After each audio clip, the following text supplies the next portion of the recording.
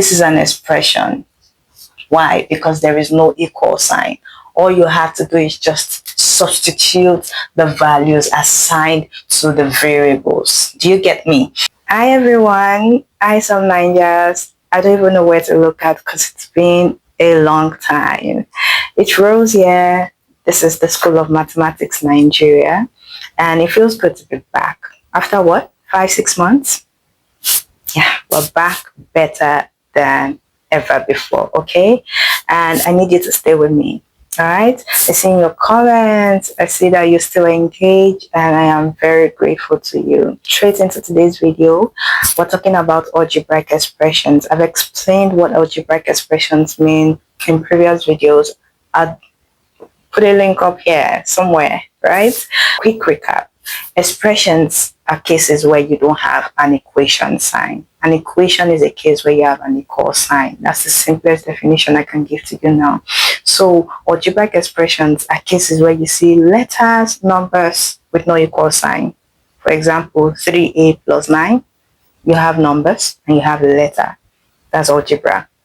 Okay, so how do we substitute values when given an algebraic expression? It will make sense, so stay with me.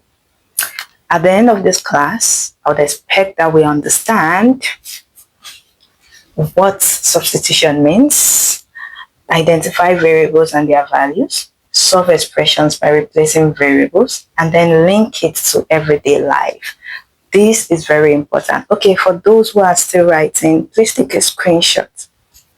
Linking it to everyday life is very important, okay? I want you to know that everything we do in mathematics applies to the real world. Let's get into it. So for instance, let's say you're budgeting for airtime and internet every month, and you decided to create an expression for this, where X is the number of data subscriptions, right?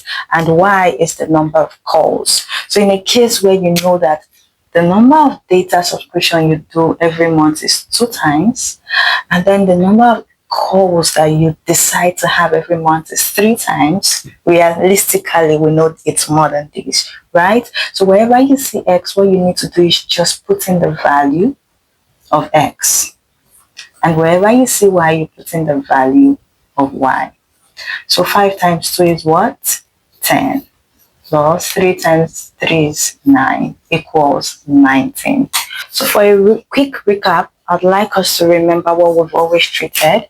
X and Y are called variables because they change, right? The value could be anything. And then 3 and is a what? Constant, correct. Algebraic expression, algebraic equations, you always have your variables and your constants, okay? Variables are those values that change with time, or could be any number at all, just depends on what you get at the end of the day. And then constants are those that are fixed, okay? I'll get an angle of it the more videos I make. Now, right now, I can't tell where you guys are. Are you here? Or are you here? All right, let's go. So let's solve more examples so that you can get it, okay? So for our first example, we have that if R is equal to R1 times R2, whenever 2 letters are together, they are multiplied, okay? Always note that. So if this is multiplied together, divided by its summation, evaluate R, find the value of R when you're given R1 to be what? 5 and R2 to be 7. All you have to do is just substitute the values wherever you see the variables. Please understand these terms. Variables are the ones, the letters that you see that you're about to get value, and then constants are the numbers, what doesn't change. So here we have no constant from our question, just variables. We're going to substitute the values assigned to those variables. Do we get it? Let's go. R equals what? R1 is what? 5 times, remember, R2 is what? 7. All over R1 is 5. R2 is what? 7. So moving on, you know that 5 times 7 is what? 35. 5 plus 7 is what? 12. So you could make this into a mixed fraction or a decimal, whatever works for you. So how many times can 12 go in 35? 2 times, right? 2 whole number, because it's 2 times. 12 times 2 is what? 24. 35 minus 24 is what? 11 over 12. Or in decimal place, 12 in 35 is 2.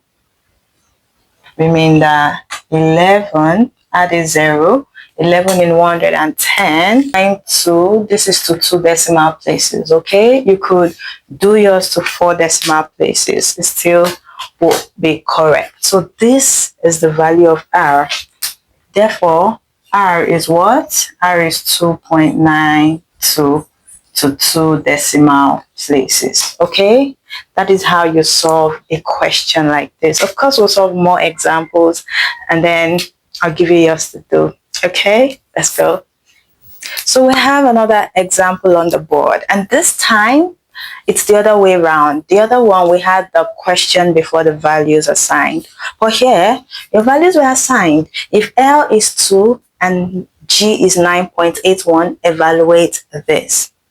We can do it, trust me. Always write out the formula. This is an expression. Why? Because there is no equal sign. All you have to do is just substitute the values assigned to the variables. Do you get me? So pi in this case is always given to you as what? 22 over 7 or 3.14. So you have 2 pi and then substitute 2. L is 2, G is 9.81. So of course, this gives you 2 pi. Always simplify what you have inside the roots first. All right, it's advisable that you always do it to 4 decimal places, not 2, because you've not gotten your final answer. So now that you've been able to, evaluate what is inside the root, you can now find the square root. So you have 2 pi. The square root of this value now would be, so you have times 2 to give us what? 0.9030, which we don't have to write pi. So you could leave your answer like this. Stay with me.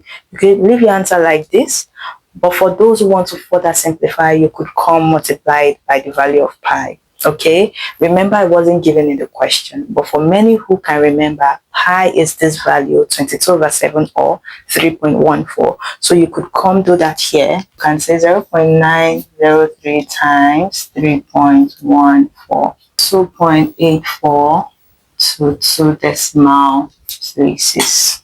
Do not hesitate, okay? Any question at all from whatever examples we've been solving, always ask them in the comment section. I'm always there to read your comments, okay? And of course, I give you yours to do. So make sure you ask questions so that we can be on the same page. All right. So before we move to our next question for the day, I'd like to ask you, what's one real life thing that you've used maths for this week? I'm waiting. I'll be in the comment section. Don't forget, like, share, subscribe if you want to see more free videos on maths well explained like this. Come on, you know you like it here. Lastly, I'll be giving you, there'll be a link in the description box linking you to a worksheet. So you have to go there. It's still explained. The topic will be explained to you and then you have yours to solve. Do not forget to upload your worksheet back onto the Google Classroom. All right, so let's go. For those of you who are actually following, I'm sure you've gotten your answer already. Okay, yeah, that's fine. But for those who still need clarity, let's go. If V equals pi h over 6 into bracket 3r squared plus h squared, determine the value of V. We're asked to find V when h. You see, first things first, how many variables do we have? We have h, we have r, 2 unknowns. Of course, pi is a constant. We always know the value of pi, which is 3.142 continuously, right? So here you know that you need h, you need r, and h is given to you to be 2.85, R is given to be 6.24.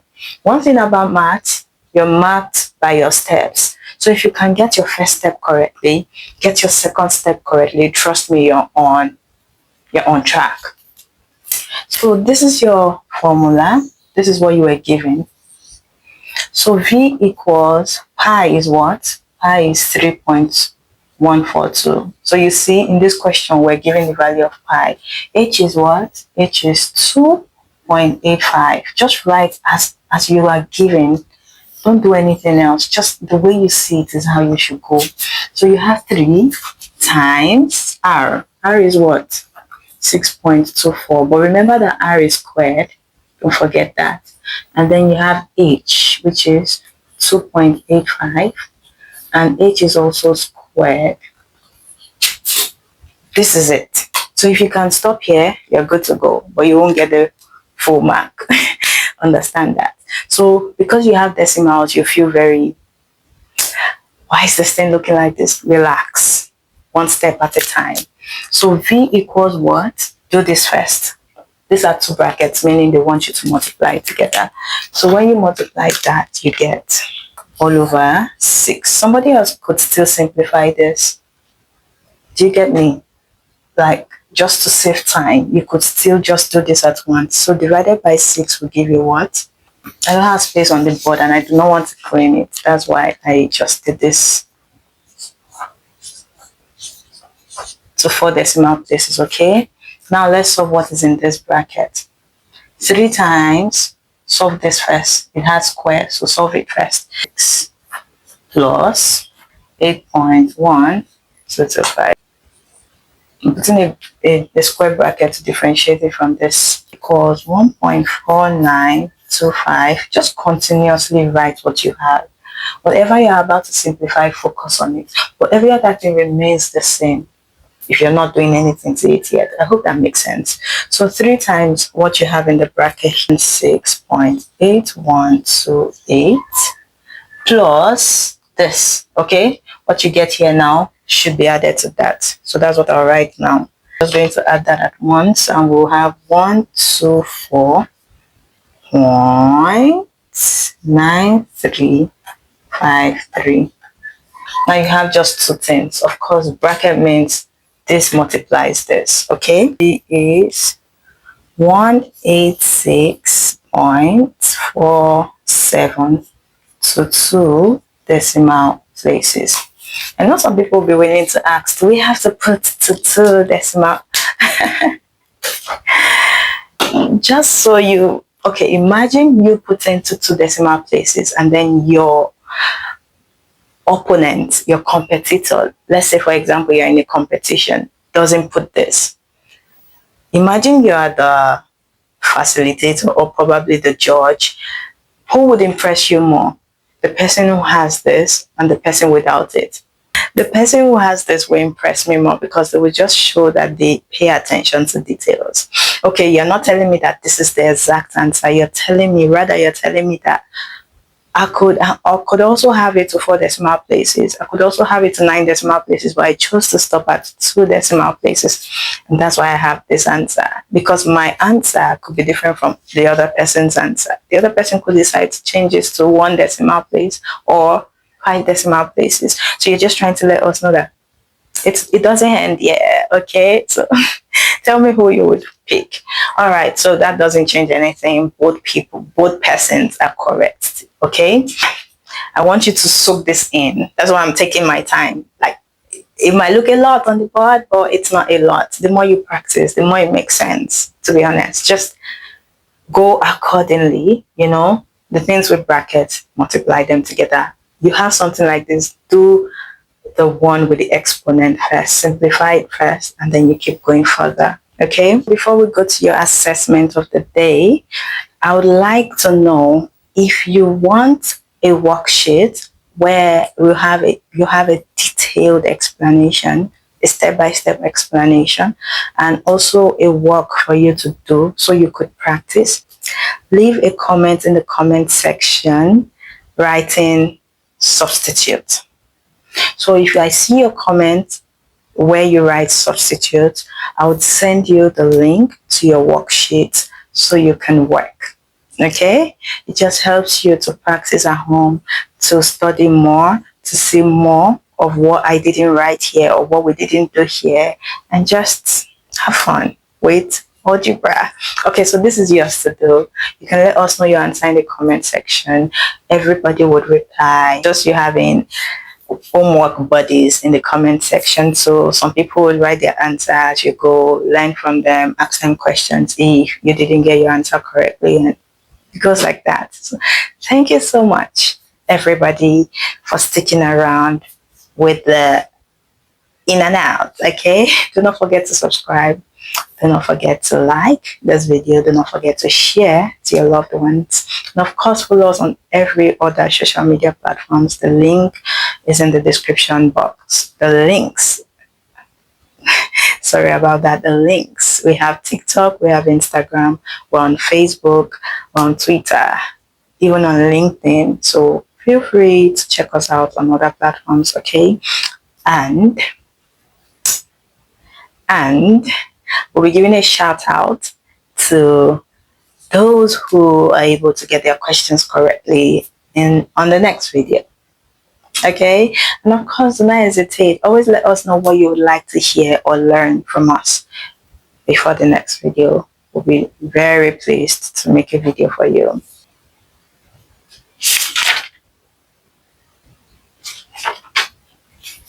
So as an expo, we'll be treating equations, types of equations, formulas, how you get formulas.